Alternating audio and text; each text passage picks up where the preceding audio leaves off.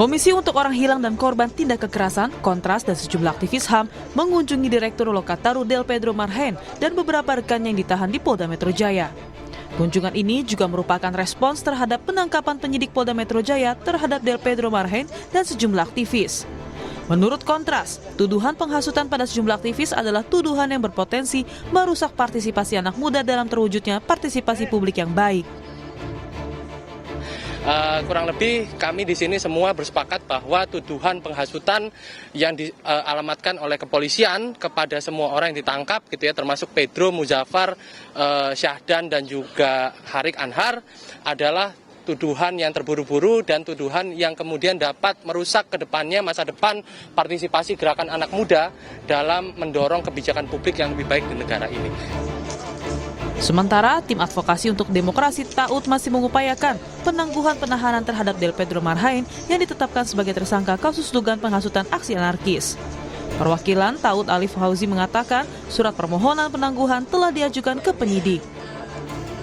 Pasalnya memang ini sifatnya bentuknya adalah penghasutan seperti itu. Tapi kita lihat gitu ya, ini tidak ada korelasi, tidak ada kausalitasnya gitu ya dengan beberapa gelombang protes yang dilakukan oleh masyarakat luas gitu ya.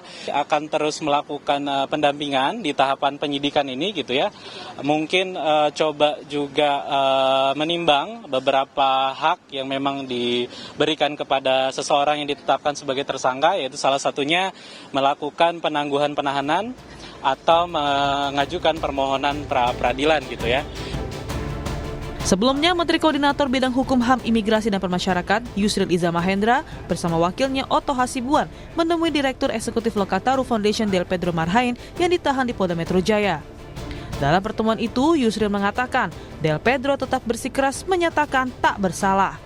Meski demikian, Yusril mengatakan pihaknya akan memastikan bahwa proses hukum yang dijalani Del Pedro sudah sesuai prosedur. Dia mengatakan saya tetap berpendapat bahwa saya tidak bersalah. Ya, saya katakan kami menghormati itu.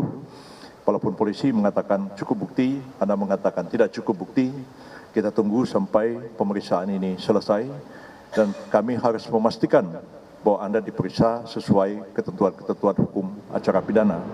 Tidak ada pemaksaan, tidak ada kekerasan, dan pemeriksaan itu dilakukan secara fair, jujur, dan adil, dan didampingi oleh penasihat hukum.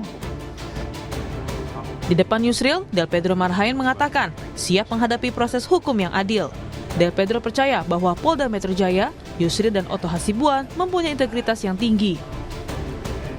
Insya Allah saya siap mengikuti proses hukum, bagaimananya nanti kita lihat ke depan. Insya Allah kalau dari saya tetap insya Allah saya tidak bersalah. Kita juga lihat ke depannya dan saya percaya pasti kepolisian, Pak Yusril, juga Otto juga bersalah dan integritas. Cuman saya yakin tidak mungkin membawa orang ke dalam hal yang kegelapan. Del Pedro Marhain dan 5 orang lainnya ditangkap oleh polisi atas tuduhan provokasi dalam demonstrasi pada 25 dan 28 Agustus 2025 lalu. Mereka dituduh telah menghasut massa untuk bertindak rusuh saat unjuk rasa. Hingga kini, 68 orang masih ditahan pasca demonstrasi. Tim Liputan Kompas TV.